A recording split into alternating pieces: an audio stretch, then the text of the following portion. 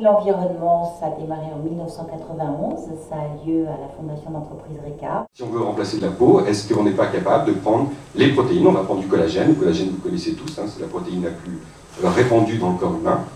Et bien, si vous êtes capable de jouer, de travailler sur le collagène, alors là, vous êtes sûr que vous travaillez dans l'eau sans produits chimiques, sans rien, hein, parce qu'autrement, vous détruisez tout. La chimie verte, c'est de se dire, est-ce que finalement, tout ce qu'on est capable de faire, par des voies de synthèse, on ne peut pas le faire dans des conditions plus respectueuses de l'environnement. Par exemple, remplacer tout ce qui est les solvants organiques de synthèse par de l'eau.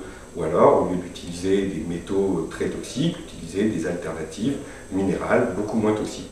La thématique de ce soir est une thématique que j'aime beaucoup, puisqu'on a parlé du biomimétisme. Et le biomimétisme, c'est tout simplement aller chercher l'inspiration, les idées, la réflexion dans la nature.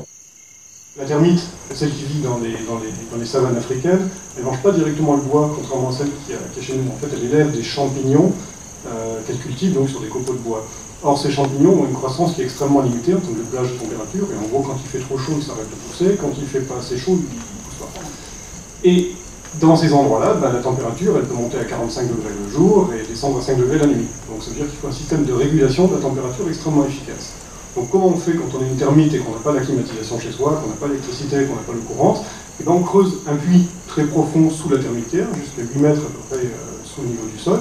Là, la température est à peu près constante, à 15 degrés toute l'année. Et donc, ce puits est alimenté par des galeries latérales, donc l'air arrive, par convection, vous savez tous, la chaleur monte, etc. Donc ça va remonter dans la termitière, et c'est simplement en réglant le diamètre des canaux d'évacuation des cheminées en fait, de la termitière qu'elles vont régler le débit de l'air à l'intérieur de la termitière. Sur quoi on travaille, c'est essentiellement deux choses. La première, c'est de faire comprendre au monde industriel qu'on vit sur une période qui touche à sa fin, qui est la période de l'abondance des matières premières, l'abondance de l'énergie, bon marché, l'abondance des métaux, des minéraux, etc. Et qu'on va vers une nouvelle abondance qui va être celle de l'intelligence, qui va être celle de la coopération. Quand on s'inspire pour une innovation de quelque chose qui est dans la nature, après tout, pourquoi on ne paierait pas des royalties à la nature? Pourquoi ces fonds-là ne seraient pas affectés à la protection du vivant?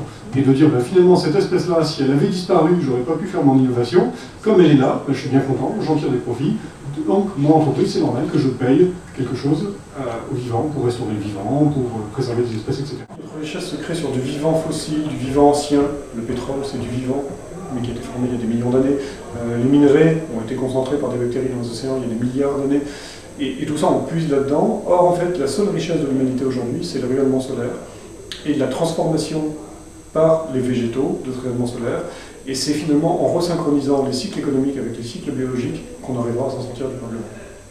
Il y a des choses qui sont compliquées dans le vivant, qui sont complexes à imiter ou à adapter ou à s'inspirer, mais il y a au moins un niveau, je pense, qui est beaucoup plus rapide, qui est justement ce niveau d'inspiration des écosystèmes. L'écologie industrielle n'en est qu'un aspect, il y en a d'autres, où là, c'est voir comment bien s'organiser. Et comment bien s'organiser, ça n'est pas nécessairement plus de technologie, c'est surtout plus de circulation d'informations, parce que ce qu'on appelle les boucles de rétroaction chez les scientifiques, qui sont simplement, je dirais, des échanges d'informations qui permettent de s'ajuster. Et je vais donner un tout petit exemple. Aujourd'hui, quand on fait un objet complexe, par exemple, quand on fait une caméra ou un téléphone portable, on est très doué pour aller chercher tous les matériaux, ça c'est le système d'Arter, tous les matériaux différents qui permettent de faire une caméra. Pour l'instant, on n'a pas encore conçu les caméras ou les téléphones portables pour être ensuite redécomposés dans leurs matériaux d'origine pour pouvoir les recycler facilement et les faire tourner. Ça, c'est en gros que de l'organisation, c'est pas nécessairement de la grosse technologie, et c'est un des aspects, je pense, du biomimétisme qui se développe, c'est même pas qu'on va voir arriver, c'est qui est en train de se développer. Le biomimétisme, on pense souvent effectivement à la dimension fonctionnelle, s'inspirer du vivant pour copier une fonction comme un scratch de chaussure ou un aspect aérodynamique sur un train à grande vitesse.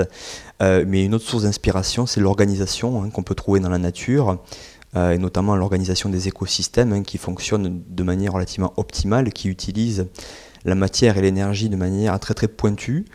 Parce que notamment lorsque un animal meurt, il va être décomposé par des bactéries et les éléments qui en résulteront seront captés par des plantes ou des végétaux ou d'autres organismes vivants. Et donc on a la matière qui fonctionne en boucle et c'est on va dire un modèle relativement intéressant puisqu'on sait qu'aujourd'hui la source de nos problèmes c'est la voracité de notre économie en matière, en énergie, puisqu'on ponctionne énormément de ressources naturelles ce qui produit beaucoup de déchets. Et on a à la fois à gérer l'épuisement du stock de ressources et puis la quantité phénoménale de déchets et de rejets.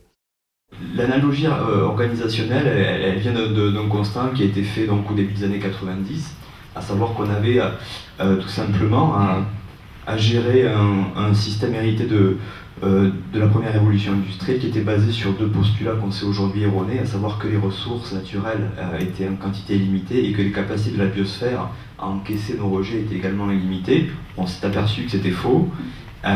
Et donc, rapidement, Brad Allenby, un des papas de l'écologie industrielle, a fait l'analogie avec le vivant et s'est dit que nous allons boucler les flux, un petit peu comme dans les écosystèmes naturels, de manière à limiter nos ponctions et nos rejets, et que les déchets, les uns, vont devenir des matières premières pour d'autres, que les effluents également vont devenir des ressources. La réglementation nous rattrape puisqu'on est face à des enjeux extrêmement importants. Le carbone, par exemple, va nous obliger à changer pas mal nos modes de vie.